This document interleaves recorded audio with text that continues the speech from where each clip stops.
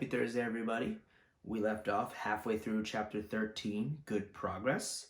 The word terrific was just written in the web. One of the Goslings came today. Wilbur and Charlotte are here today. All right. Below the apple orchard at the end of the path was the dump where Mr. Zuckerman threw all sorts of trash and stuff that nobody wanted anymore. Here, in a small clearing, hidden by the young adlers and wild raspberry bushes, was an astonishing pile of old bottles, empty tin cans, and dirty rags, and bits of metal and broken bottles, broken hinges and broken springs, and dead batteries and last month's magazines, and old discarded dish mops, and tattered overalls, and rusty spikes, and leaky pails, and forgotten stoppers, and useless junk of all kinds, including a wrong-sized crank for a broken ice cream freezer. Templeton knew the dump and liked it. There was good hiding places there, excellent cover for a rat, and there was usually a tin can with food still clinging to the inside. Templeton was down there now, rummaging around. When he returned to the barn, he carried in his mouth an advertisement he had torn off from a crumbled pile of magazines. "How about this?" he asked, showing the ad to Charlotte. "It says Crunchy. Crunchy would be a good word to write in your web." "Just the wrong idea," replied Charlotte. "Couldn't be worse. We don't want Zuckerman to think Wilbur is crunchy. He might start thinking about crisp, crunchy bacon and tasty ham. That would put ideas in his head. We must advertise Wilbur's noble qualities, not his tastiness. Go get another word, please, Templeton." The rat looked disgusted. He sneaked away to the dump and was back in a while with a strip of cotton cloth. "How's this?" he asked. "It's a label off an old shirt." Charlotte examined the label. It said, "Pre-shrunk."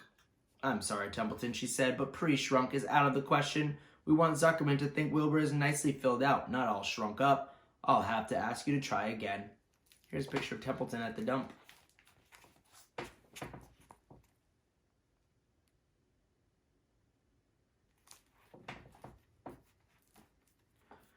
"What do you think I am, a messenger boy?" grumbled the rat. "I'm not going to spend any of my time chasing down to the dump after advertising material." "Just one more, please," said Charlotte. "I'll tell you what I'll do," said Templeton. "I know where there's a package of soap flakes in the woodshed. It has writing on it. I'll bring you a piece of that package."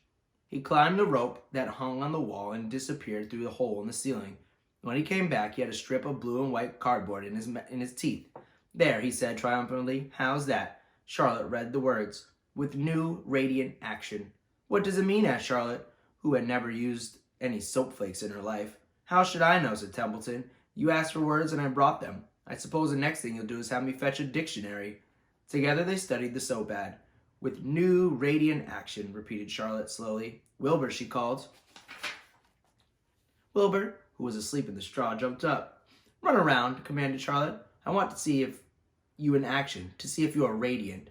Wilbur raced to one end of his yard. "Now back again, faster," said Charlotte. Wilbur galloped back. His skin shone and his tail was had a fine, tight curl in it. "Jump in the air," cried Charlotte. Wilbur jumped as high as he could. "Keep your knees straight and touch the ground with your ears," called Charlotte. Wilbur obeyed. "Do a backflip with a half twisted it," cried Charlotte. Wilbur went over backwards, writhing and twisting as he went. "Okay, Wilbur," said Charlotte. "You can go back to sleep." "Okay, Templeton, the soap ad will do. I guess I'm not sure Wilbur's action is exactly radiant, but it's interesting." "Actually," said Wilbur, "I feel radiant." "Do you?" said Charlotte, looking at him with affection. "Well, you're a good little pig, and radiant you shall be. I'm in this pretty deep now. I might as well go to the limit." Tired from his romp, Wilbur lay down in the clean straw. He closed his eyes. The straw seemed scratchy, not as comfortable as cow manure, which was always delightfully soft to lie in. He pushed the straw to one side and stretched out in the manure. Wilbur sighed. It had been a busy day, his first day of being terrific. Dozens of people had visited his yard during the afternoon, and he had to stand and pose, looking as terrific as he could. Now he was tired. Fern had arrived and seated herself quietly on the stool in the corner. "Tell me a story, Charlotte," said Wilbur, as he lay waiting for sleep to come. "Tell me a story." Another picture of Wilbur being radiant.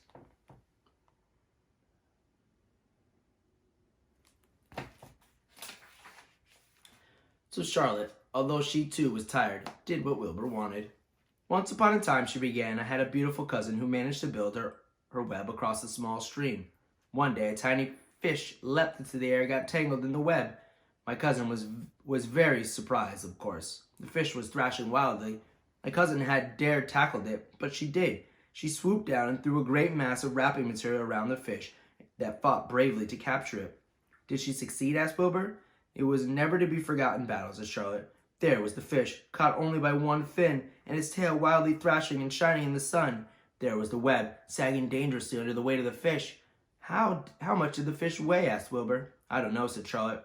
There was my cousin, slipping in, dodging out, beaten mercilessly over the head by a wildly thrashing fish, dancing in, dancing out, throwing her threads and fighting hard. First, she threw a left around the tail. The fish lashed back. Then a left around the tail straight to the midsection. The fish lashed back. Then she dodged to one side and threw a right and another right to the fin. Then a hard left to the head, while the web swayed and stretched. Then what happened? Asked Wilbur. Nothing, said Charlotte. The fish lost the fight, and my cousin wrapped it up tight. It couldn't budge. Then what happened? Asked Wilbur. Nothing, said Charlotte. My cousin kept the fish for a while, and then, when she got good and ready, she ate it. Tell me another story, begged Wilbur. So Charlotte told him another story about a cousin of hers who was an aeronaut. What's an aeronaut? Asked Wilbur. A balloonist, said Charlotte. My cousin used to stand on her head, let out enough thread to form a balloon.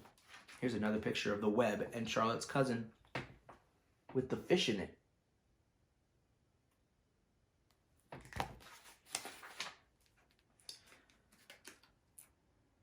Is it true? Asked Wilbur, or are you just making this up? It's true, replied Charlotte. I have some very remarkable cousins. And now, Wilbur, it's time you went to sleep. Sing something, begged Wilbur, closing his eyes. So Charlotte sang a lullaby, while crickets chirped in the grass and the barn grew dark. This was the song she sang. Sleep, sleep, my love, my only, deep, deep in the dung and the dark. Be not afraid and be not lonely. This is the hour when frogs and thrushes praise the world from woods to rushes. Rest from care, my one and only, deep in the dung and the dark. But Wilbur was already asleep when the song ended. Fern got up and went home. Chapter 14. Dr. Dorian. New character.